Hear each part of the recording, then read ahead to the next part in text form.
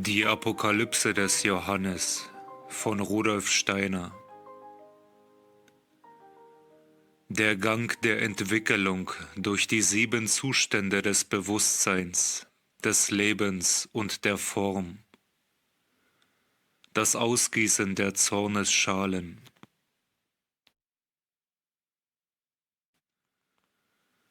Dass wir in der Apokalypse des Johannes eine Beschreibung der Einweihungsvorgänge haben, oder vielleicht besser gesagt, der Einweihungserlebnisse des christlich Einzuweihenden, das haben wir gesehen.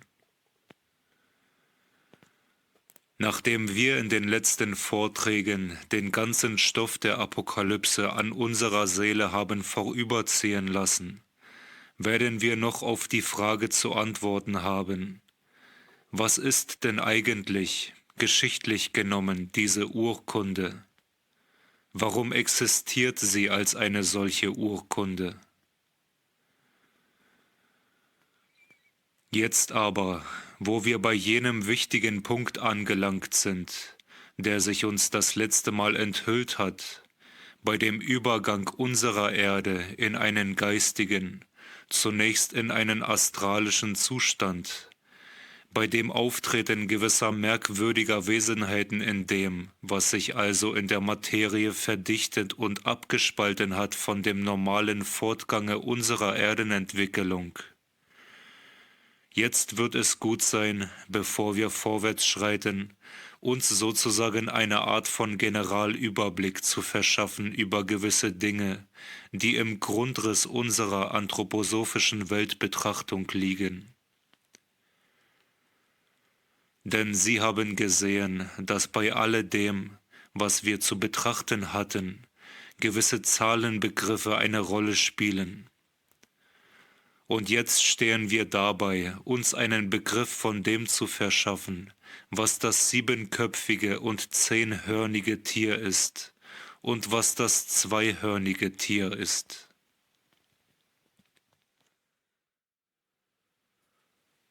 Wir müssen uns einmal orientieren über den Grundriss der Weltenentwicklung.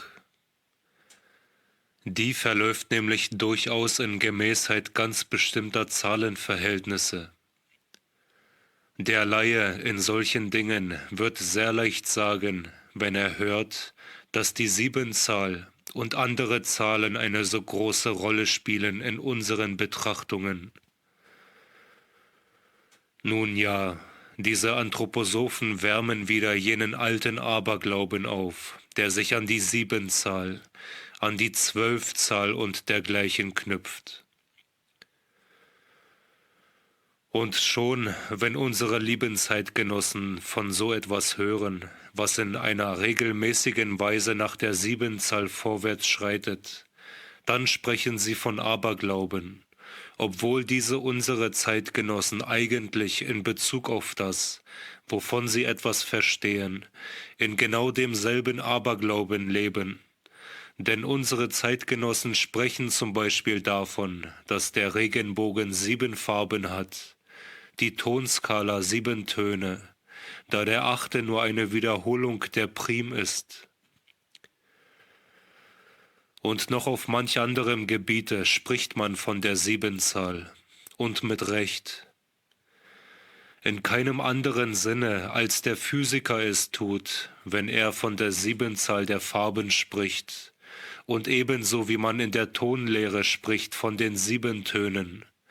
So sprechen wir, wenn wir die großen Weltenverhältnisse betrachten, in Bezug auf die 7-Zahl.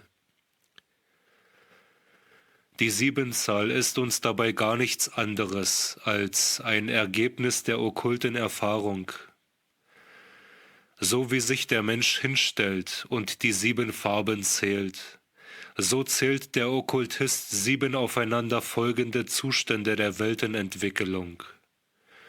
Und weil die Weisheit der Welt immer von diesen Dingen wusste und sprach, deshalb ging das in das allgemeine Bewusstsein über, und man fand etwas besonders Bedeutungsvolles in der 7-Zahl.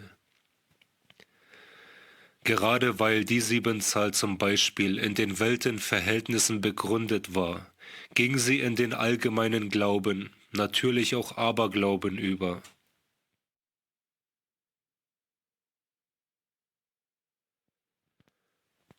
Wenn wir uns daran erinnern, was wir gesagt haben über das Geheimnis der 7 Posaunen, der 7 Siegel, der 7 Sendbriefe, was wir über die 7 aufeinanderfolgenden Perioden der atlantischen Zeit gesagt haben, so sehen wir schon, dass wir eigentlich in der Weltenentwicklung fortlaufend Perioden haben, die sich in Gemäßheit der 7-Zahl wiederholen.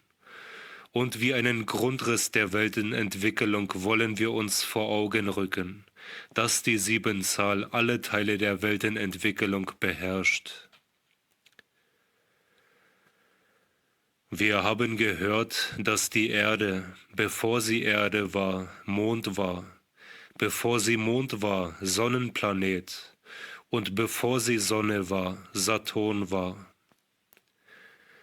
Die Erde wird, nachdem sie Erde gewesen sein wird, in den Jupiterzustand, dann in den Venuszustand und zuletzt in den Vulkanzustand übergehen, so dass wir 7 aufeinanderfolgende planetarische Verkörperungen unserer Erde haben: Saturn, Sonne, Mond, Erde, Jupiter, Venus und Vulkan.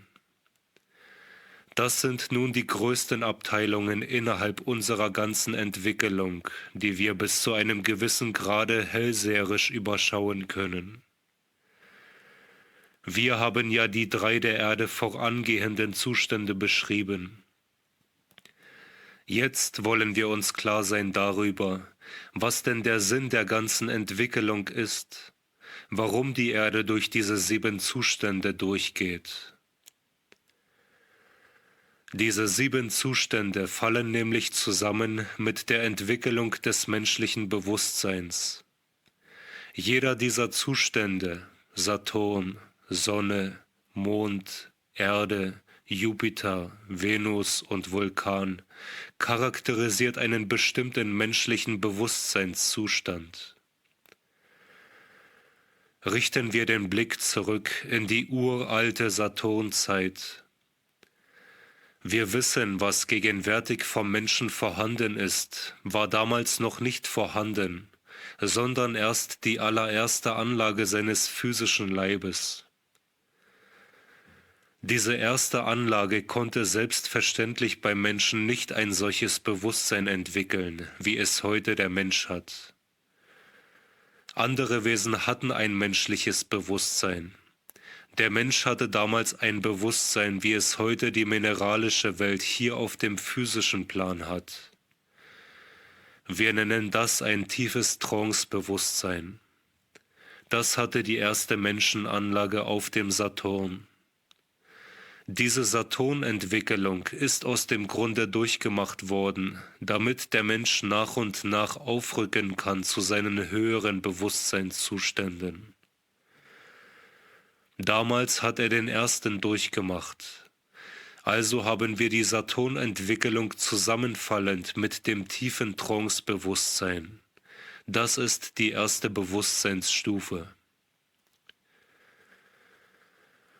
Natürlich müssen Sie sich nicht vorstellen, dass der Grad des Bewusstseins durch die ganze Saturn-Entwicklung derselbe bleibt. Aber im Wesentlichen ist es so, dass der Bewusstseinsgrad des Menschen auf dem Saturn mit tiefem Trance-Bewusstsein charakterisiert werden kann. Es ist dumpfer als selbst das, was heute der Mensch im traumlosen Schlafe hat. Denn da hat heute der Mensch das Bewusstsein, das er durchgemacht hat auf der 2. Stufe, während der Sonnenentwicklung. Also während der 2. Stufe, während der Sonnenentwicklung hat der Mensch durchgemacht das traumlose Schlafbewusstsein. Es ist dasselbe Bewusstsein, das heute die Pflanzenwelt um uns herum auf dem physischen Plan hat. Dann kam die Mondenstufe in der Entwicklung. Da hat der Mensch ein Bewusstsein durchgemacht, welches schon leichter zum Verständnis gebracht werden kann, weil der Mensch im Traumbewusstsein wenigstens einen letzten Rest hat von diesem Mondenbewusstsein. Das Traumbewusstsein von heute ist ja ein Zwischenzustand zwischen traumlosem Schlaf und dem gewöhnlichen, vom Morgen bis zum Abend dauernden hellen, wachen Tagesbewusstsein.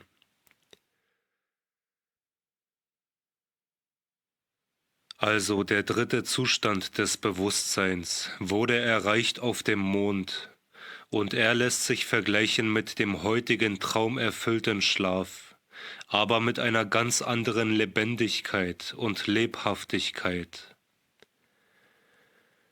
Der traumerfüllte Schlaf gibt ein Bewusstsein, das sich aus einzelnen Vorstellungsfetzen und Bildern zusammensetzt und nur einen geringen Grad von Beziehung hat zur realen Außenwelt.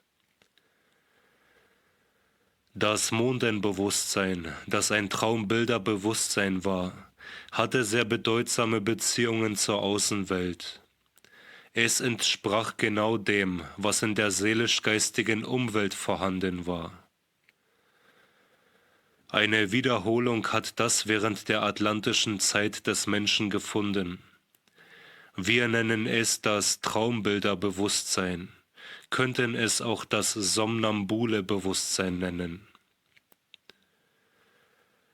Das vierte Bewusstsein wird erreicht und durchgemacht auf unserer Erde, und es ist dasjenige Bewusstsein, welches wir das helle Tagesbewusstsein oder Gegenstandsbewusstsein nennen.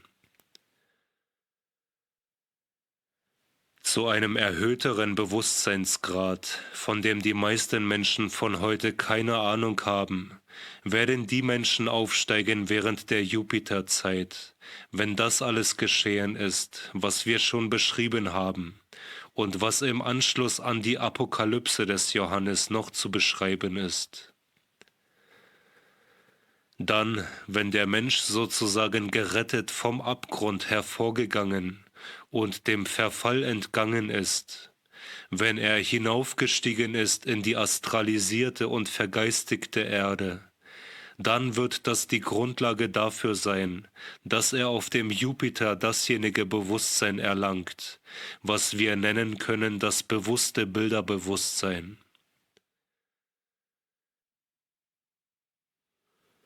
Wenn man es schildern soll, so kann das nur aus den Erfahrungen der Eingeweihten heraus geschehen. Denn die Einweihung ist ja nichts anderes als die Aneignung der Fähigkeit, in einer früheren Entwicklungsstufe zu erreichen, was die normale Menschheit auf einer späteren Stufe erreicht. Im bewussten Bilderbewusstsein ist der Mensch genau ebenso selbstbewusst wie heute vom Morgen bis zum Abend. Aber er nimmt nicht nur wahr die äußeren Gegenstände, sondern im Blickfeld seiner Seele hat er Bilder, und zwar Bilder, die nicht etwa mit einer gewissen Dumpfheit verknüpft sind, die vielmehr eingebettet sind in das helle Tagesbewusstsein.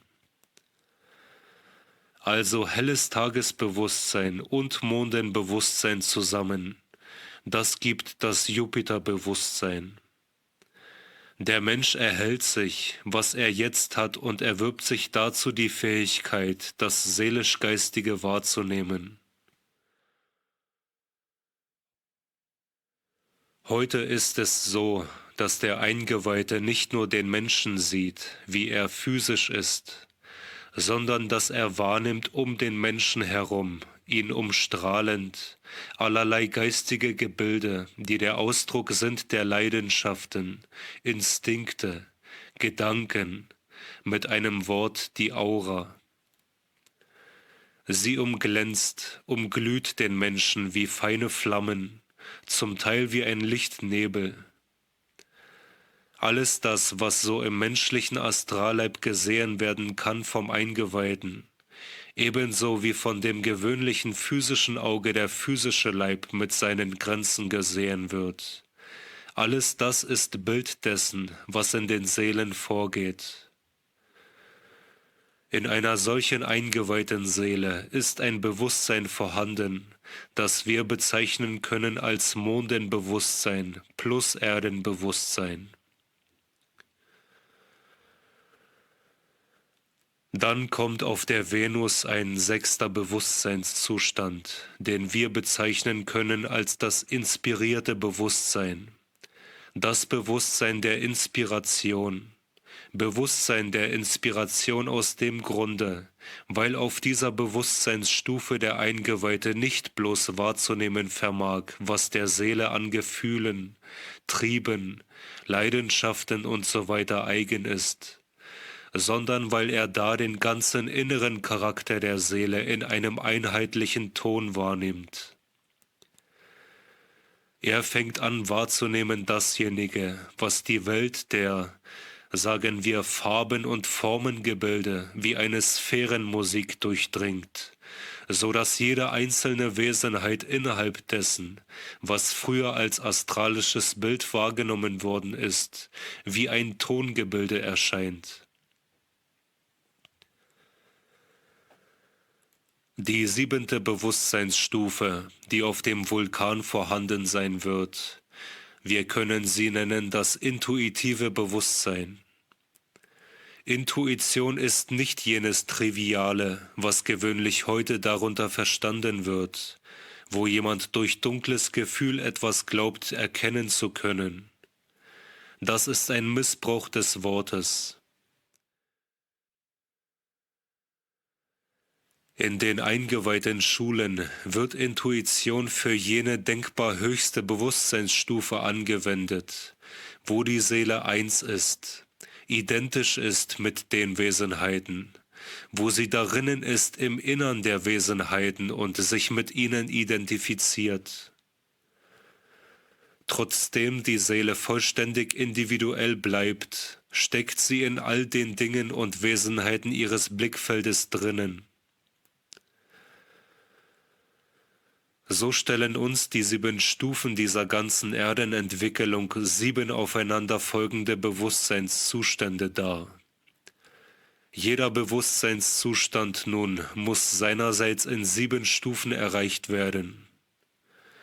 Diese 7 Stufen, die jedes Mal durchgemacht werden müssen, nennen wir Lebensstufen, so dass wir unterscheiden 7 Bewusstseinsstufen und in jeder Bewusstseinsstufe 7 Lebensstufen.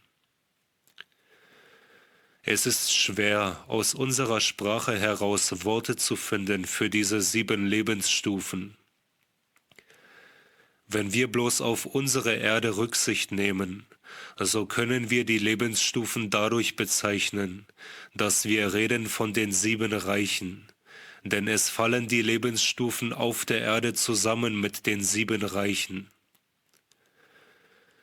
Da bezeichnen wir die erste Lebensstufe als das erste Elementarreich, die zweite als das zweite, die dritte als das dritte Elementarreich, die vierte als das Mineralreich, die 5. als das Pflanzenreich, die 6. als das Tierreich und die 7. als das Menschenreich. Nun könnten wir ja sagen, auf jeder dieser Bewusstseinsstufen werden 7 solche Lebensstufen durchgemacht oder 7 Reiche absolviert. Aber wenn wir die 7 Lebensstufen des Saturn ebenso bezeichnen würden als erstes, zweites, drittes Elementarreich, als Mineral-, Pflanzen-, Tier- und Menschenreich, so würde das nur falsche Vorstellungen wachrufen. Denn die Ausdrücke für diese Reiche sind geprägt nach unseren Erdenerfahrungen. Und es waren eben die Reiche ganz anders gestaltet in dieser uralten Zeit, als das heute bei den Erdreichen der Fall ist. Wir können nur sagen, analog diesen Reichen gab es 7 Reiche auf dem Saturn, 7 auf der Sonne. Schon näher kamen die 7 Reiche des Mondes. Und was die 7 Lebensstufen der Erde sind, das sind eben die 7 Reiche auf der Erde geworden. Und auf der Erde können wir sie schon leichter beschreiben, obwohl es heute außerordentlich schwer ist, dem Menschen eine Vorstellung von den drei Elementarreichen zu geben. Von Mineral-, Pflanzen-, Tier- und Menschenreich glaubt ja der Mensch eine gesunde Vorstellung zu haben, obwohl das auch nicht der Fall ist. Vielleicht wird es ihnen gelingen, sich eine Vorstellung von den drei Elementarreichen zu bilden, wenn sie sich Folgendes sagen. Also, sie denken sich Steine, Metalle und so weiter, und diese Glieder des Mineralreiches immer feiner und feiner werdend, so dass sie immer weniger und weniger sehen, dass sie sich sozusagen auflösen in immer feinere Substantialität. Nehmen wir an, sie lassen sie alle verdunsten, so dass sie eigentlich nur noch ganz feine Substantialität hätten, durch die sie hindurchschauen könnten, die ihnen nicht mehr sichtbar wäre. Aus solchen Gebilden würde, wenn man sie zu noch immer größerer Verfeinerung brächte, etwas hervorgehen, was schließlich nicht mehr ein mineralisches Reich ist, sondern das dritte Elementarreich. Dann würden wir zum zweiten, zum ersten Elementarreich aufsteigen. Es ist für die heutigen Empfindungsqualitäten schwer, sich Vorstellungen zu machen von diesen Reichen, die hineingeheimnist, verdichtet sind in unsere Welt. So ist es nämlich, wie wenn diese Elementarreiche verdichtet in unsere Welt hinein, sagen wir, verschwunden wären. Sie gehen unserem Mineralreich voran. Wir haben ja gesehen, wann dieses Mineralreich selber sich gebildet hat.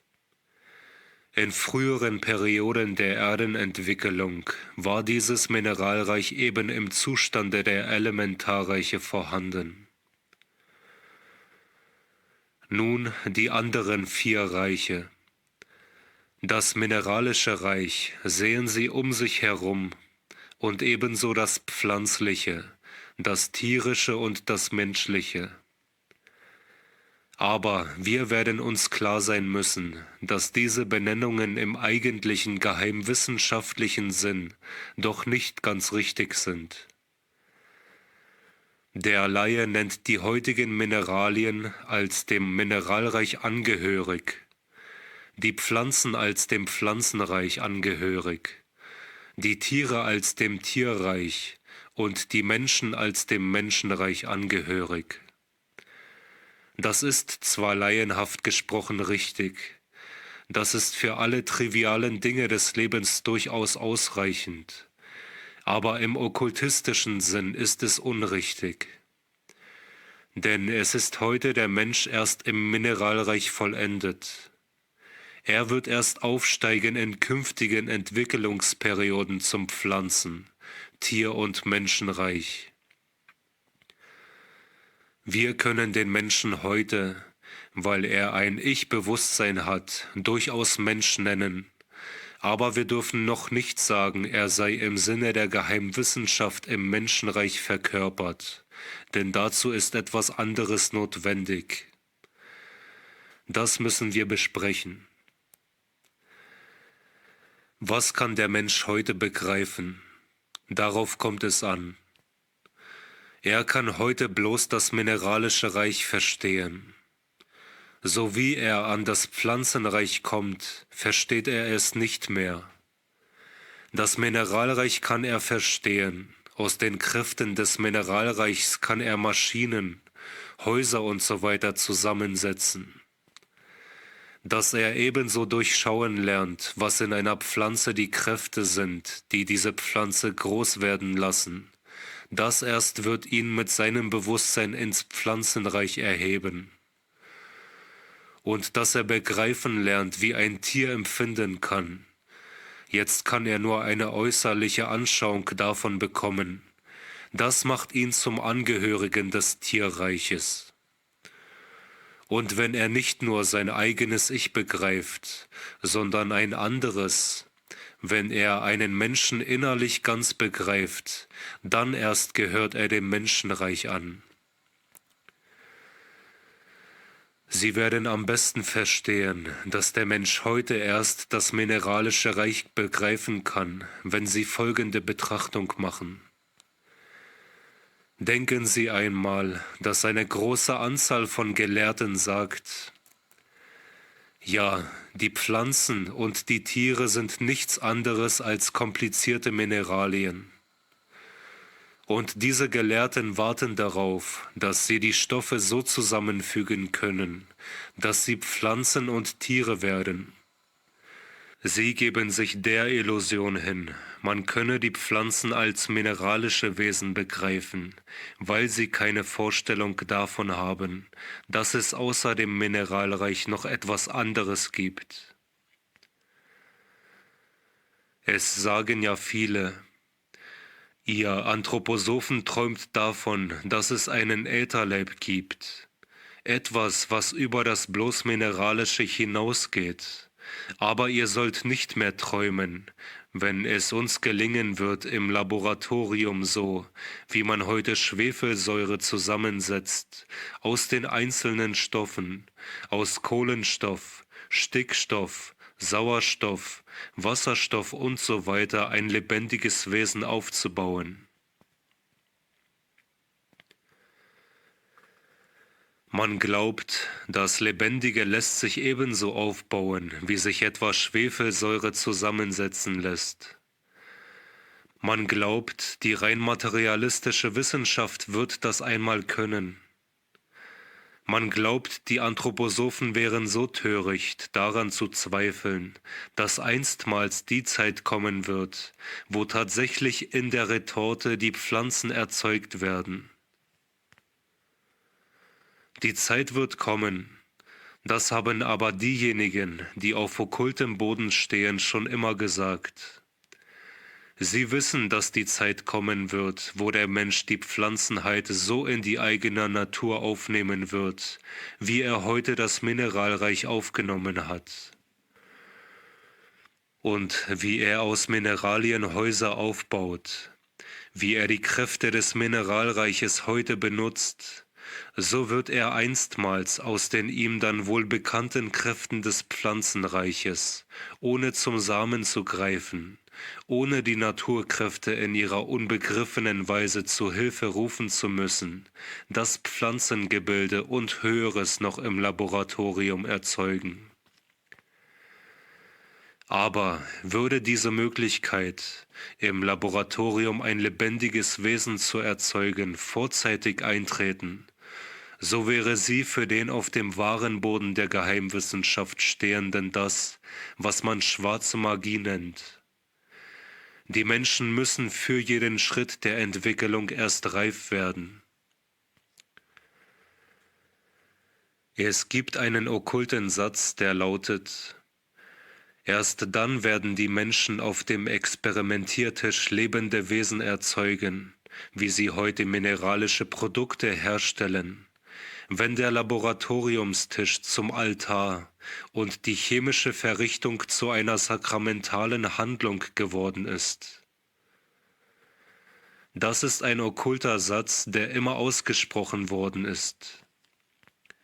Wahrlich, solange man ins Laboratorium geht und glaubt, dass man mit unheiligen Gefühlen dasselbe tun kann wie mit heiligen, solange wird man mit dem Willen derjenigen, die in rechter Weise die Entwicklung leiten, niemals im Laboratorium ein lebendiges Wesen erzeugen können.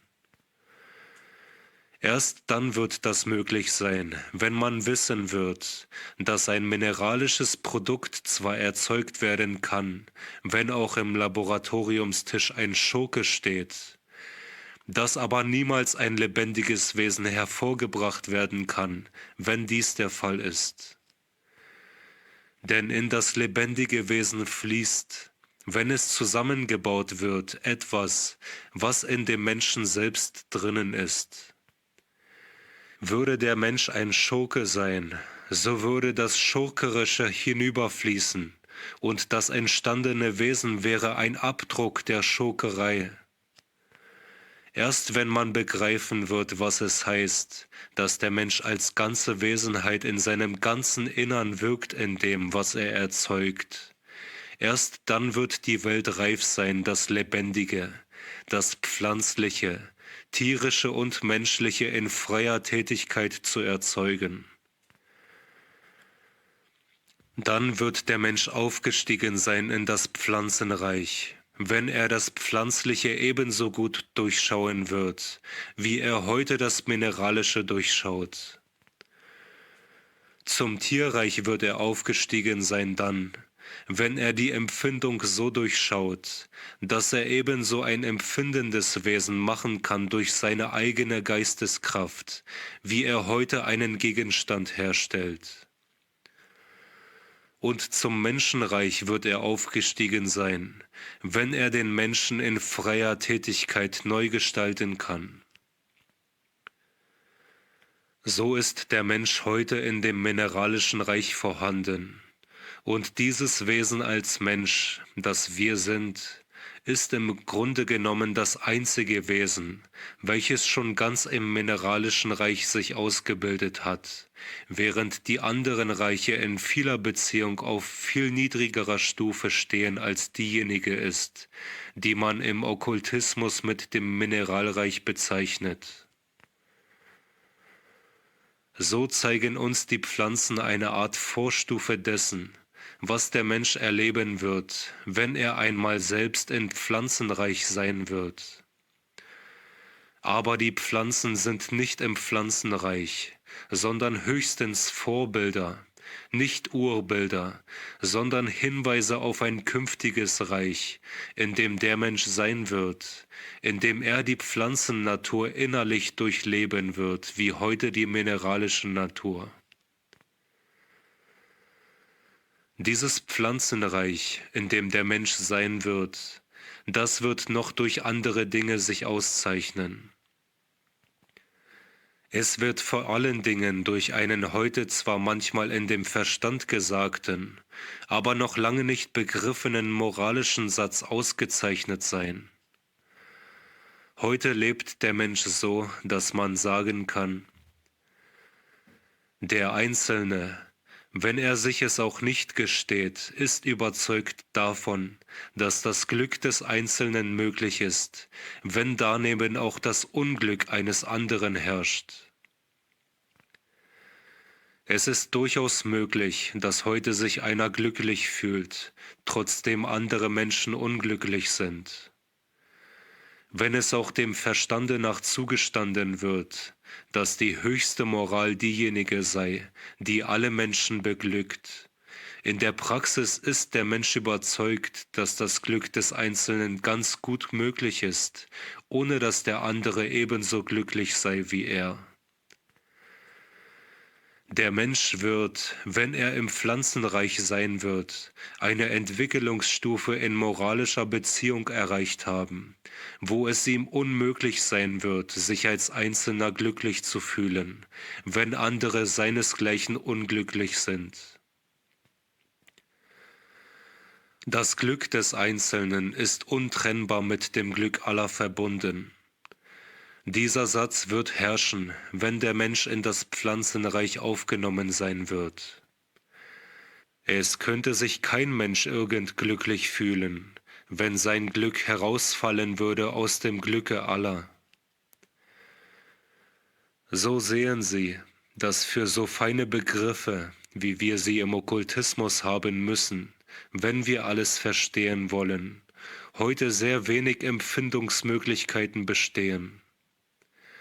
Aber Sie sehen auch, dass der Mensch lange Entwicklungsreihen noch vor sich hat. Das alles muss er erreichen, und es ist noch sehr wenig davon vorhanden.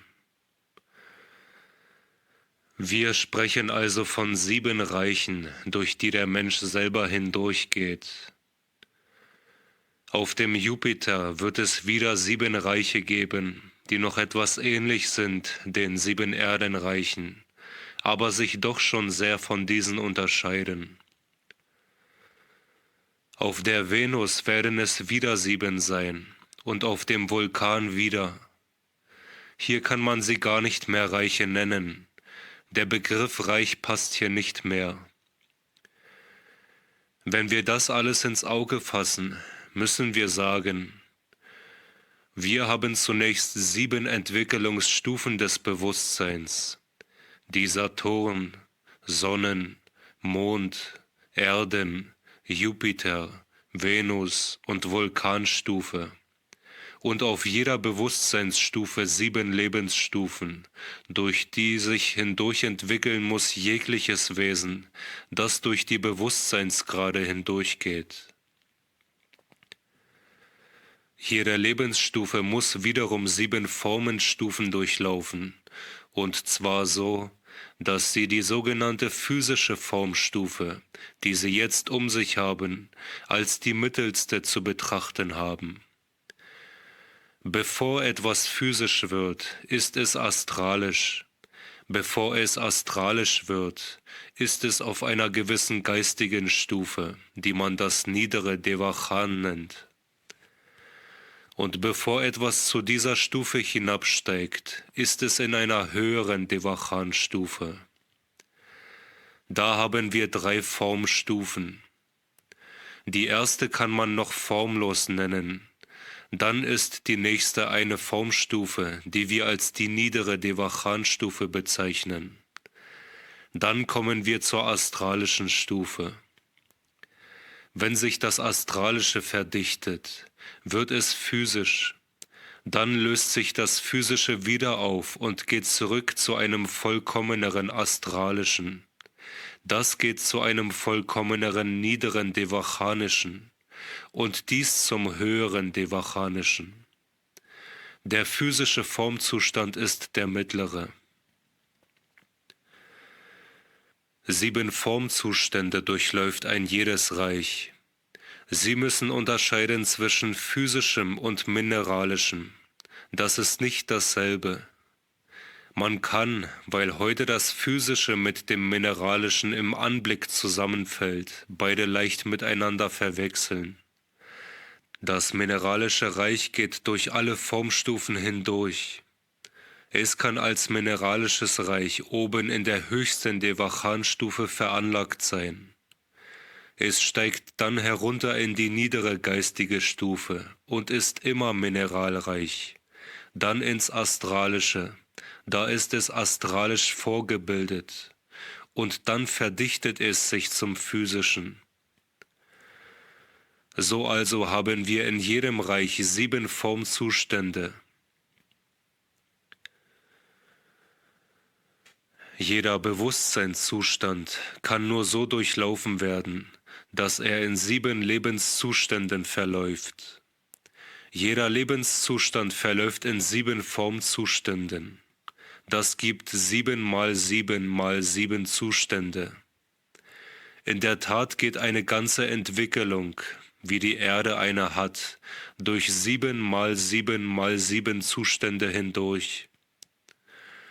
Unsere Erde war einstmals Saturn.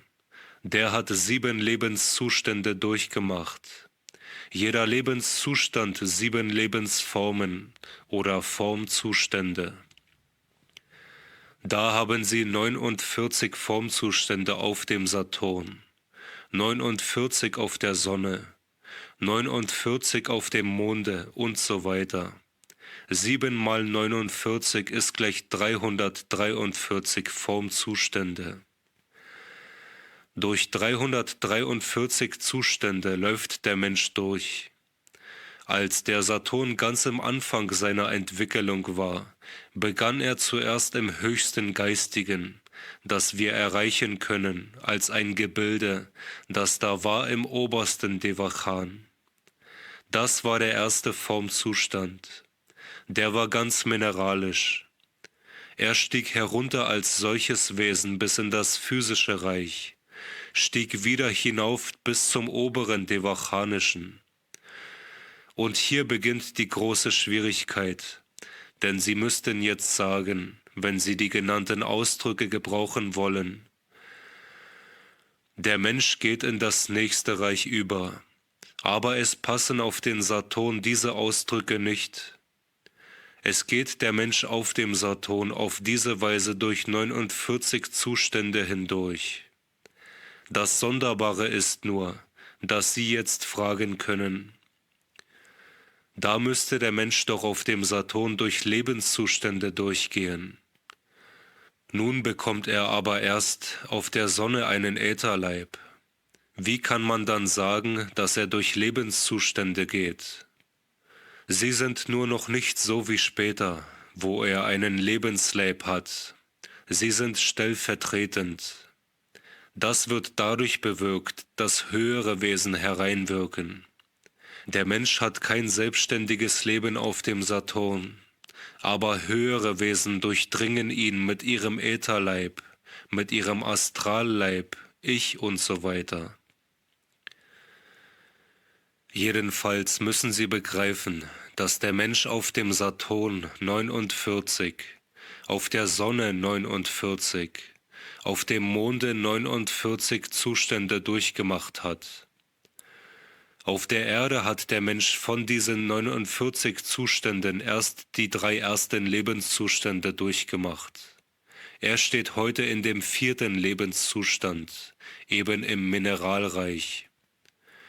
Er war im 1. Lebenszustand im 1. Elementarreich und hat da 7 Formzustände durchgemacht. Er war im 2. Lebenszustand im 2. Elementarreich und hat da 7 Formzustände durchgemacht. Er war im 3. Elementarreich und hat die 7 Formzustände durchgemacht und ist jetzt im 4. Elementarreich, welches dasselbe ist wie das Mineralreich, und ist in diesem ungefähr in der Mitte darinnen. Er ist etwas über die Mitte hinaus in dem Mineralreich. Jedenfalls haben Sie aus alledem, das wir da wie einen Grundriss betrachtet haben, gesehen, dass die ganze Erde durch 343 Zustände hindurchgeht. Dies bitte ich Sie jetzt so sich vorzustellen. Der Saturn entsteht und geht durch 49 Zustände hindurch.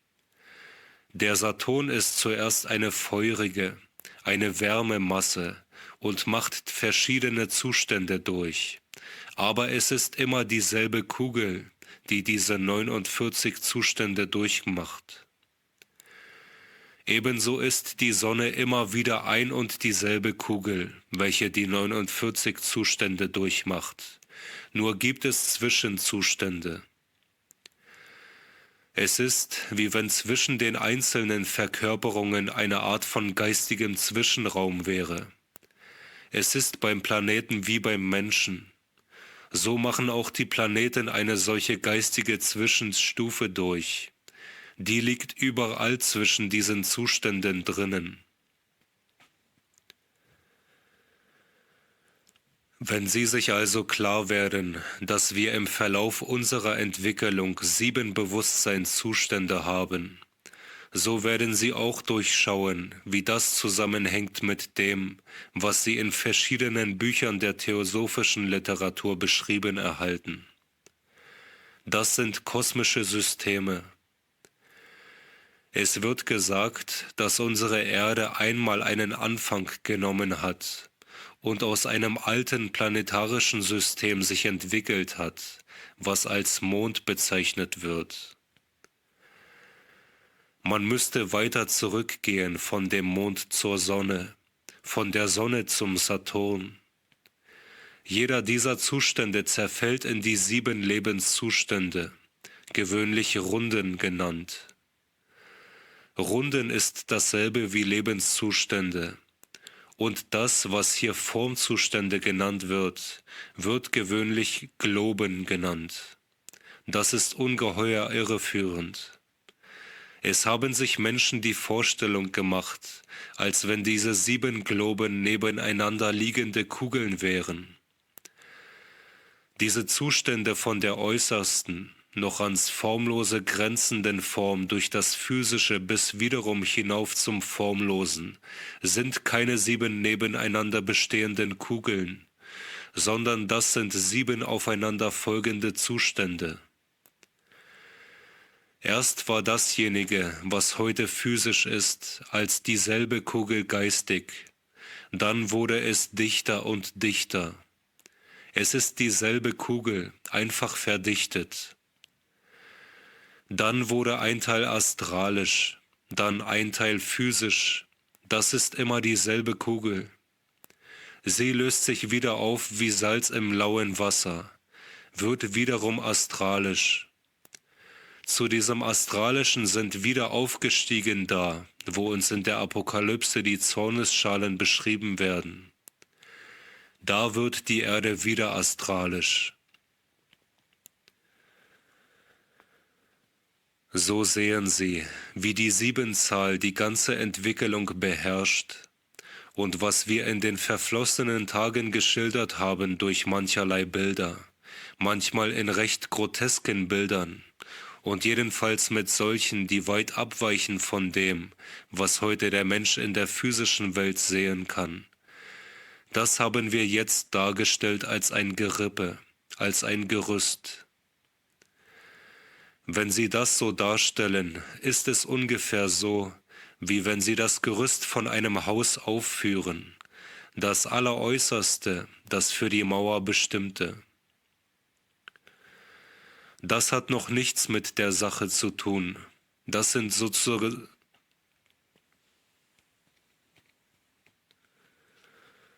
Wenn Sie das so darstellen, ist es ungefähr so, wie wenn Sie das Gerüst von einem Haus aufführen, das Alleräußerste, das für die Mauer bestimmte. Das hat noch nichts mit der Sache zu tun. Das sind sozusagen erst Gedanken über die Sache. Wir müssen aufsteigen von diesem reinen Gedankenschema, das uns ja zum Verständnis hilft, zu dem lebendigen Aufbau, in dem wir zum Beispiel für die verschiedenen Zustände die Bilder gebrauchen, die zu sehen sind im Astralischen. Dann haben wir erst dasjenige, was man überhaupt okkulte Weisheit nennt. Solange Sie solch ein Gerüst aufbauen, bleiben Sie bei dem Denken, das Sie gewohnt sind, in der physischen Welt zu haben. Das ganze Schema, das wir hinzeichneten, ist nur physisches Denken. Das verhält sich zur vollen Wirklichkeit nicht einmal wie das innere Gerüst eines Hauses zum voll aufgeführten Bau, sondern nur wie das Gerüst außen, auf dem die Maurer stehen. Das muss wieder abgerissen werden, wenn der Bau fertig ist. Und so muss das Gedankengerüst wieder abgerissen werden, wenn man die Wahrheit, wie sie sich in Wirklichkeit verhält, vor sich haben will. Betrachtet man diese Abstraktion schon als die Wirklichkeit, dann spricht man gar nicht vom wirklichen Okkultismus, sondern nur von der Vorstellung, die sich der Mensch in der gegenwärtigen Zeit von den okkulten Tatsachen machen kann. Wie sich der Mensch heute die okkulten Tatsachen zurechtschneidet, das ist in solch einem Schema enthalten. Das ist aber unfruchtbar. Ich musste es hinstellen, weil wir ein solches Schema auch brauchen. Aber im Grunde genommen hilft es dem, der auf wirklich okkulter Bahn fortschreiten will, gar nichts. Wenn Sie die ganze Welt bis hinauf in die höchsten okkulten Tatsachen durch solche Schemen beschreiben, so hat das nur eine Bedeutung für Ihre gegenwärtige Inkarnation. In der nächsten müssen Sie solch ein Schema wieder lernen. Das kann man nur dadurch denken, dass man sich des Gehirns bedient. Das ist nur für das Gehirn zugeschnitten. Da dieses aber abgebaut wird beim Tode, so wird diese ganze Beschreibung nach dem Schema da ganz zerstreut. Wenn Sie dagegen dasjenige, was wirklich geschieht, was wir beschrieben haben als die Aufeinanderfolge der Siegelbilder, was das hellseherische Bewusstsein gibt, wenn Sie das erfassen, im Fantasiegebilde zunächst, so ist das etwas, was nicht gebunden ist an Ihr physisches Gehirn, was ihnen bleibt nach dem Tode, weil es nicht dem physischen Denken entspringt, sondern die Tatsachen hellseherisch gibt. Man muss sich also hüten, dasjenige, was heute angestrebt wird nach dem Muster physischer Begreiflichkeit, was auch die höheren Welten schematisieren will, für wirklichen Okkultismus zu halten.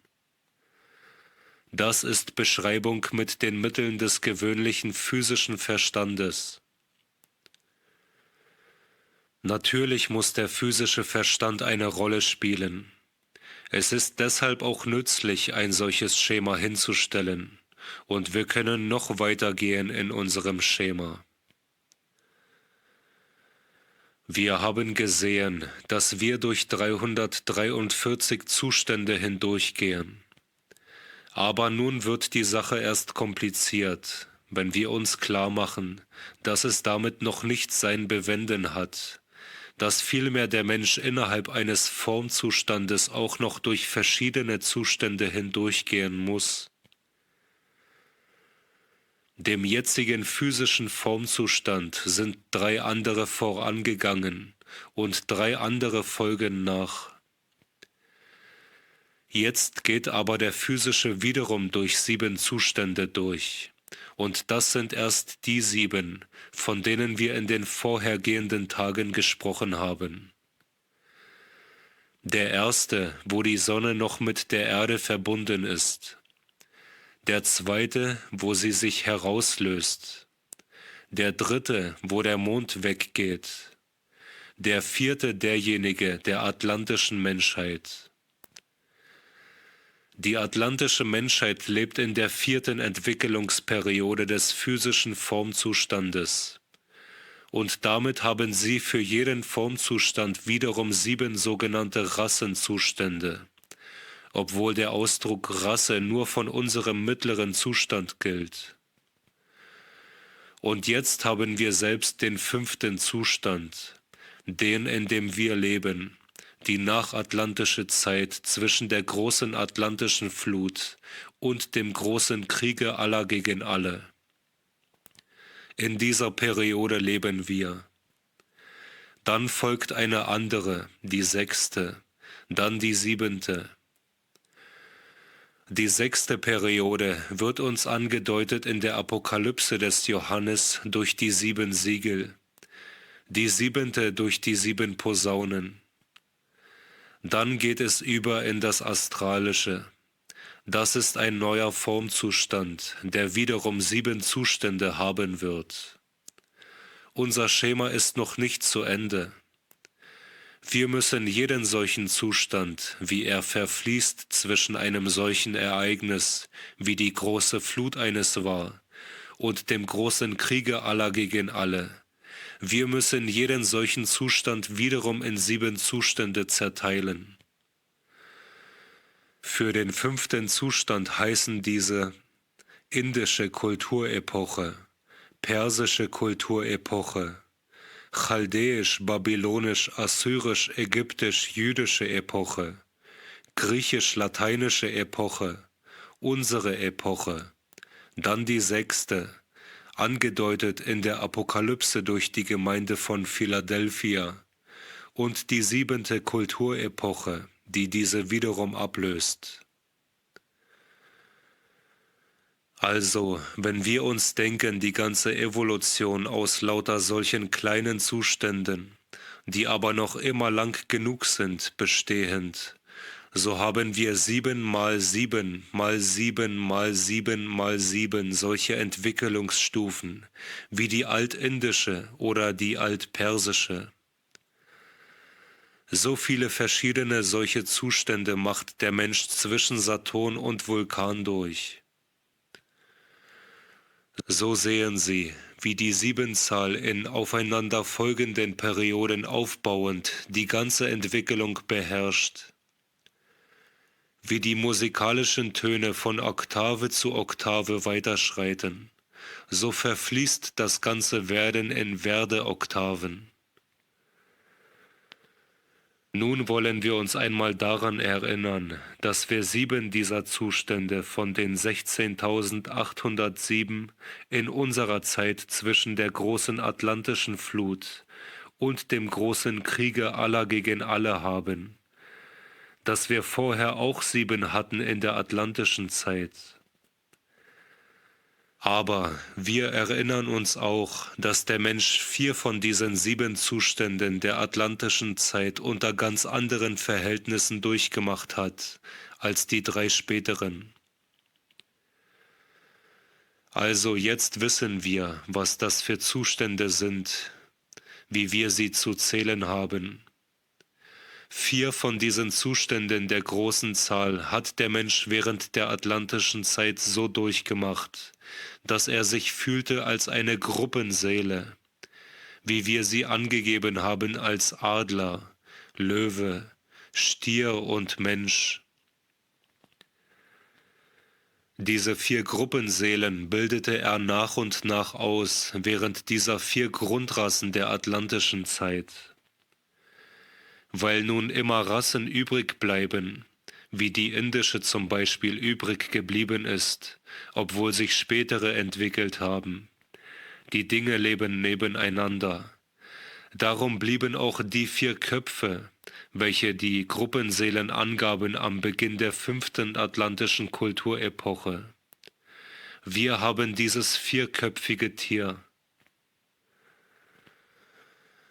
Nun bildete sich der Mensch zu gleicher Zeit, als er begann, sich vom Ätherischen ins Physische zu verhärten, gemäß seiner 4-gruppigen Seele viererlei verschiedene Körperglieder aus. Und dadurch, dass sich dasjenige, was früher Gruppenseelenbewusstsein war, ins Individualbewusstsein verwandelt hat, dadurch hat der Mensch bei Beginn des 5. Zeitraums der Atlantis einen Zusammenfluss der früheren Vierheit. Er trägt die 4 Köpfe in sich, die sich summieren in seinem Kopfe, der allmählich entsteht. Der ist aus den 4 Gruppenköpfen zusammengesetzt, wie er im Verlaufe der 5. Periode sich herausentwickelt. Diesen 4 Köpfen entsprechend hat der Mensch 4 Teile seines physischen Leibes. Das sind zunächst die 4 Hörner, so dass sie sich denken können. Weil der Mensch ein ätherischer Mensch war, hatte er 4 Köpfe, 4 Tierköpfe. Nur der letzte ist schon Menschentier, denn das ist damit gemeint. Er war 4-köpfig. Und jedes Kraftsystem, das einem dieser Köpfe entspricht, bildete physische Organe. Wir haben gestern gesehen, dass es ein Kraftsystem war, das unser Herz bildete, nämlich dasjenige, das mit dem Löwenkopf zusammenhängt. Es sind die einzelnen Organe des Menschen wie Verdichtungen der entsprechenden Glieder des ätherischen Leibes. So denkt der Apokalyptiker. Er sagt sich, dasjenige, was physisch ist, ist Verdickung des Ätherischen. So wie sie sich denken würden. Diese Haut verdickt sich und bildet eine Schwiele. So denkt sich der Apokalyptiker, der Mensch ist vorhanden ätherisch und das verdickt sich, wird physisch. Und weil der Mensch 4-fach vorhanden ist als 4 Gruppenseelen, bilden sich 4 solche Verdickungen. Die setzen seinen physischen Leib zusammen. Das ist der Grund, warum man dasjenige, was im physischen Leib dem Ätherleib entspricht, als Horn bezeichnet. Horn ist eine schwielige Verdickung. Man bezeichnet den Menschen, wie er gerade in der 4. Periode der atlantischen Zeit geworden ist, als ein Tier mit 4 Köpfen und 4 Hörnern.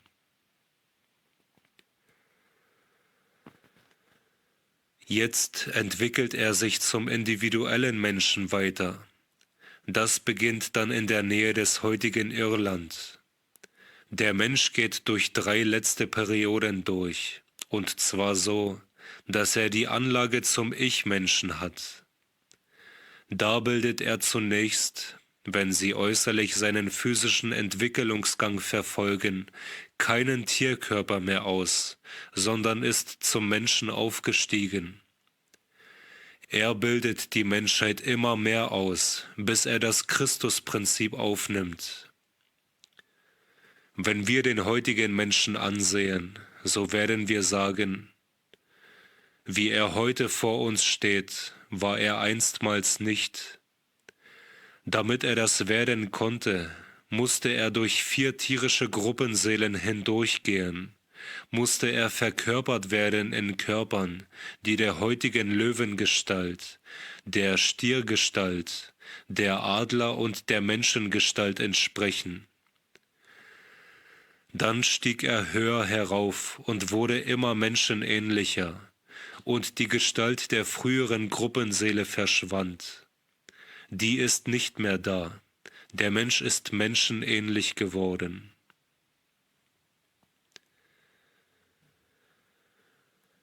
Jetzt müssen Sie sich aber auch klar werden über ein wichtiges Ereignis, das damals eintrat, als der Mensch menschenähnlich wurde und ohne dessen Verständnis man nimmermehr begreifen kann die Apokalypse des Johannes, ein Ereignis von größter Wichtigkeit.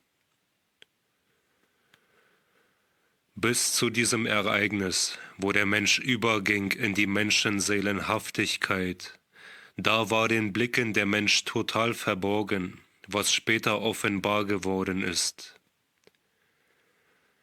Der Mensch hatte eine Art dumpfen, dämmerhaften Bewusstseins. Wenn er morgens aufwachte, sah er alles sozusagen wie von Nebelgebilden umgeben, und wenn er einschlief, war er in der geistigen Welt. Die erschien ihm in Bildern, denn das ist die Natur der geistigen Welt. Nun will ich Ihnen etwas beschreiben, was sich abspielte, bevor der Mensch physisch in den Menschenzustand übergegangen ist, bevor er eingetreten ist aus der Gruppenseelenhaftigkeit zum vollen Ich-Bewusstsein. Was der Mensch hier auf der Erde erlebte, das bestand nur in einer Anzahl von Erfahrungen. Dann schlief er ein und war während des Schlafes in dumpfem Bewusstsein in einer geistigen Welt, wo er zwischen Göttern und Geistern lebte, wovon ein Nachklang in den Mythen und Sagen vorhanden ist. Da erlebte er gewaltige Bilder, zum Beispiel das Bild, dass er 2 anderen Wesen begegnete, dass die beiden Steine hinter sich warfen und dass aus den Steinen, die hingeworfen waren, andere gleichgeartete Wesen aus der Erde herauswuchsen, Wesen wie sie selber waren. Das waren Erlebnisse, wie sie der Mensch noch die ganze 4. Periode der atlantischen Zeit hindurch hatte. Wenn wir das deutlich aussprechen wollen, so müssen wir sagen, alle Fortpflanzung des Menschen geschah nicht im Bewusstsein des Wachens, sondern im Bewusstsein des Schlafes. Wenn der Mensch außer seinem physischen Leib und in der geistigen Welt war, da brachte er sozusagen in diesem Bewusstseinszustand, wo ihm alles in Bildern erschien, dasjenige, was an Tatsachen für die Fortpflanzung zu geschehen hatte, in Bewegung. Und der ganze Fortpflanzungsakt war in Geistiges gehüllt. Er schien ihn in dem Bilde des Steinwerfens hinter sich. Der ganze Fortpflanzungsakt war gehüllt in geistiges Bewusstsein, lag hinter dem Tagesbewusstsein. Der Mensch wusste nichts von dem Geschlechtlichen. Im Tagesbewusstsein sah er sich nicht so, als ob er in 2 Geschlechtern vorhanden wäre, und seine Seele war unberührt von jedem Gedanken an das Geschlechtliche. Nicht, als ob es nicht vorhanden gewesen wäre. Es war vorhanden, aber es ruhte im Dunkel eines geistigen Bewusstseins. Es war für den Menschen während des Tagesbewusstseins nicht vorhanden. Mit der Erringung der ersten Anlage zum Ich-Bewusstsein wird dem Menschen die Geschlechtlichkeit erst bewusst. Das ist der Moment, der uns in der Bibel dargestellt wird, wo Adam und Eva gewahr werden, dass es etwas wie eine Geschlechtlichkeit gibt. Diesen bedeutungsvollen, dramatischen Moment, hierher haben wir ihn in der Erdenentwicklung zu setzen. Und wenn Sie hellseherisch zurückblicken auf die Zeit, die voranging, so sehen Sie von dem Menschen eben nur dasjenige, was die Werkzeuge des Geistes sind. Das andere war überhaupt nicht zu sehen. Der Mensch war nur seiner oberen Gestalt nachzusehen. Und von dem genannten Zeitpunkt an fing man an, den Menschen ganz zu sehen. Es ist uns jetzt begreiflich, warum die Menschen sich nun verhüllten. Vorher sahen sie nichts, was sie hätten verhüllen sollen. So trat der Mensch allmählich ins Äußere heraus. Wenn wir die äußere Menschengestalt als das Verdichtete des Ätherischen betrachten, so haben wir in der 4. atlantischen Stufe zu den 4 Gruppenseelenköpfen die 4 Hörner. Jetzt aber beginnt sich für die 3 letzten atlantischen Epochen im Physischen ein Doppeltes auszubilden. Für jede Stufe, wo sich weiter ein Gruppenseelenkopf ausbilden sollte, bildete sich ein doppeltes Physisches, männlich und weiblich aus. Sie haben für die 4 ersten Stufen den Menschen gebildet mit 4 Köpfen, das verdickte Ätherische mit 4 Hörnern. Jetzt haben wir 3 folgende Köpfe, die nicht sichtbar sind, weil die äußere Menschengestalt sie aufnimmt, weil sie nicht zur Darstellung kommen. Diese 3 sind nur für den Hellseher wahrzunehmen. 3 ätherische Köpfe, die Hauptmenschenköpfe, und dazu je 2 Hörner, die wie Schatten neben ihm sind, wie Doppelschatten.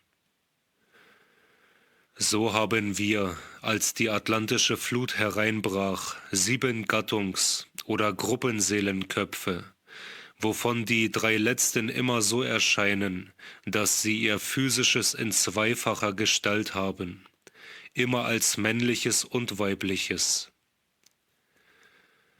Daraus sehen Sie, dass die ganze Gruppenseelenhaftigkeit des Menschen am Ende der atlantischen Zeit, wenn auch das Spätere unsichtbar bleibt, 7 Köpfe und 10 Hörner hat. Die 4 ersten Köpfe bekommen kein männliches und ein weibliches getrennt an Hörnern. Die 3 letzten bekommen aber männliches und weibliches getrennt. Die 7 Köpfe und 10 Hörner hat der Mensch in sich. Das muss er nun so bearbeiten durch die Aufnahme des Christusprinzips, dass sie sozusagen vernichtet werden. Denn jedes Mal, wenn heute der Mensch stirbt, ist in seinem astralischen Leibe sehr wohl zu sehen die 7-Köpfigkeit und 10-Hörnigkeit. Das wird nur zusammengehalten wie Kautschuk, der entsprechend gebildet wird. Nehmen Sie an, der Mensch verhärtete sich während unserer Zeit gegen das Christusprinzip und käme an dieser Zeit des großen Krieges aller gegen alle, ohne das Christuserlebnis gehabt zu haben, käme an und hätte den Christus von sich gestoßen. Dann würde, wenn die Erde ins Astralische übergeht, dasjenige, was da war, wozu er es gebracht hat, was er hätte umwandeln sollen, hervorspringen in seiner alten Gestalt. Das Tier würde erscheinen mit den 7 Köpfen und 10 Hörnern, während für diejenigen, die das Christusprinzip aufgenommen haben, die Geschlechtlichkeit wiederum überwunden sein wird. Die Verhärteten werden die 6-hörnige Geschlechtlichkeit wohl bewahren und werden in ihrer Ganzheit erscheinen als das Tier mit den 7 Köpfen und 10 Hörnern, die veranlagt worden sind in der atlantischen Zeit. Sie können umgewandelt werden durch die Aufnahme des Christusimpulses. Wenn aber der Christus zurückgewiesen wird, werden sie bleiben und wieder erscheinen in jener Zeit, die damit angedeutet wird, dass die Zornesschalen ausgegossen werden und die Erde sozusagen gespalten erscheint in 2 Teile. In den Teil, wo die Christusmenschen mit weißen Kleidern erscheinen, als die Auserwählten, schon zur Zeit der Siegel, und in den anderen Teil, wo die Menschen erscheinen in der Gestalt des Tieres mit den 7 Köpfen und 10 Hörnern. Dann erscheint auch ein anderes Tier mit 2 Hörnern, symbolisiert durch die Zahl 666.